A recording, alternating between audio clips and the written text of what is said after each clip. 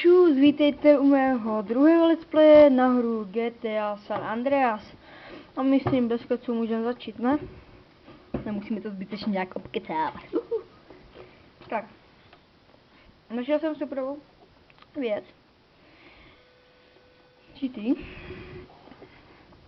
A jsou dobrý. Přeskočím jako blbost. Tak, dáme heslo IAM. Kde to máme tak? Tak, takže takhle to je. A jo, dám kolo. A jo. Tak. Podívám se na nějaký barák. A uvidíme, jak to bude všechno. A když tak bychom tady dneska koupili barák. A možná nějakou misi, nevím, ale asi ne, možná. Misi necháme třeba až na příště. Budeme mít barák, auta vystehraný, ale co jsem chtěla říct, jo, tohle jsem chtěla říct. Že prostě auta chci mít dvě prostě naježdění, nabourání a jedno, jako fakt, jedním se chci snažit normálně jako fakt jezdit, abych neboural moc. A prostě takhle, no. Nechci furt bourat, furt měnit auta, takže tak. To jsem chtěl říct scoutům. A jinak tady to kradení těch aut, to mě strašně baví. Třeba když kradete nějaký borce, prostě ty, jo, dívejte, jestli to teďka zase bude. Když prostě budete dělat, že jedete na tu borku tady třeba, tak dívejte, co ona udělá. Ne, tak to neudělali. A tihle udělají? Ne, tihle se nechají přejet, jo, to jsou kreténi, no.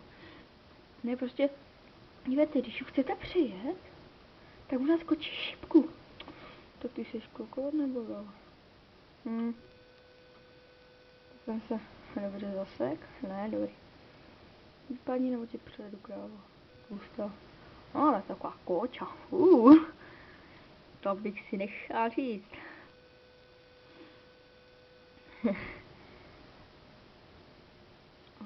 Co ty? Dobrý den, chcete vzít? Zavři si, bebího. No nic, tak jenom se podívat na nějaký ten dům. Soráč, kluci, já jsem chtěl. Podíváme se, kde to je, ten barák nějaký. Ne, doufám po mně. Tak ti to profečeli, pánovia. Dobrý večer, přátelé.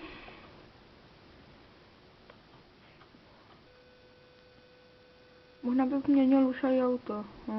Kašlám ještě na to. No nic. Prostě jsem chtěl říct, že ty auta, to se fakt budu snažit nějak... Kujva.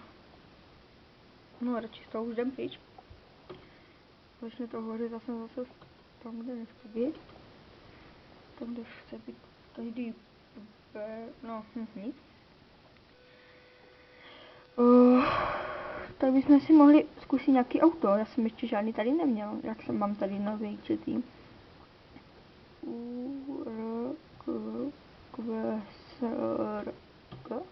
Ne.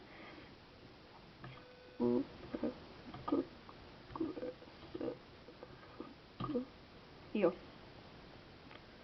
Jo, tak to jsem chtěl. Já jsem furt nevěděl, co to je začítý, sorry.